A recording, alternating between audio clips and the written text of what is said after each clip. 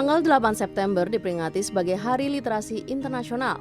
Kala toko buku besar seperti Gunung Agung akan berhenti beroperasi, ada toko buku kecil yang masih aktif. Salah satunya adalah toko buku di teras. Toko buku kecil yang berlokasi di Depok, Jawa Barat ini berdiri setahun yang lalu. Mutia Esvan, sang pemilik, mengaku niatnya mendirikan toko buku ini untuk memberikan edukasi tentang literasi dan penulisan.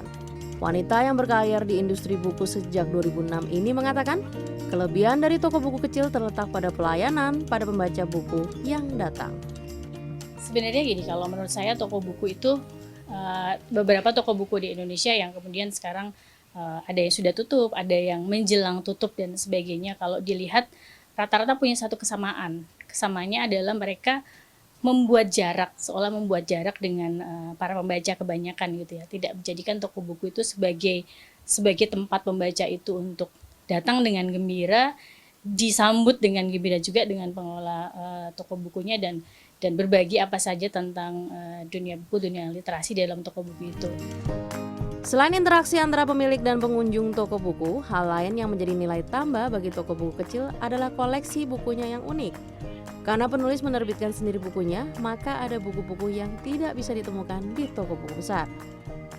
Buku-buku yang nggak bisa atau kadang nggak ditemukan di toko buku online. Selain kurasi, hal lain yang menjadi daya tarik toko buku kecil adalah beragamnya kegiatan yang ditawarkan, seperti launching buku penulis lokal. Windy Aryastanti, penggagas Pacar Merah, Mei 2023 lalu membuka sebuah kedai buku di Jakarta Pusat.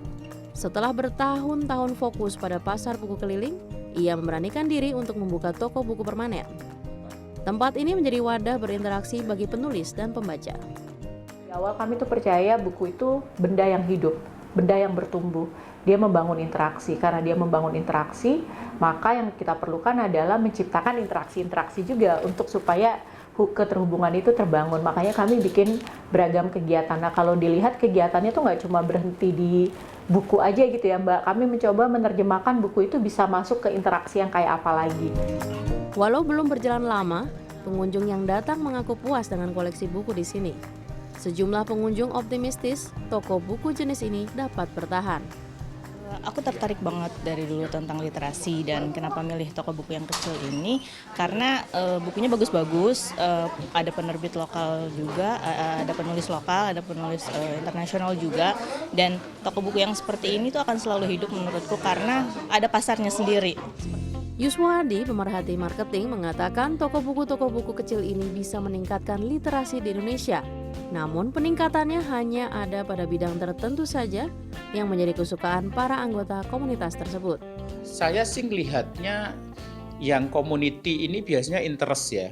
Jadi bukan untuk bidang-bidang yang sifatnya umum ya. Jadi artinya kalau literasinya untuk bidang-bidang yang umum itu akan berbeda. Jadi saya kira toko buku ini hanya pembentukan community melalui toko buku sebagai hub itu lebih banyak kepada interest gitu ya. Jadi kesusastraan, gardening, bisnis barangkali ya, UKM gitu ya.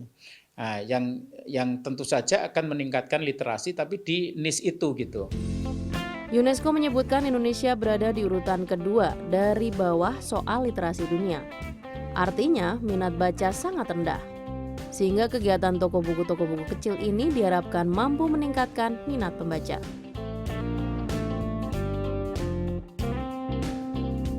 Mempromosikan literasi sebagai kekuatan untuk membentuk suatu masyarakat yang lebih melek huruf merupakan salah satu dari tujuan Hari Literasi Internasional.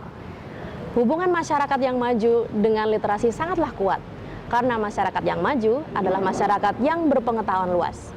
Selamat Hari Literasi Internasional, Tim Liputan CNN Indonesia.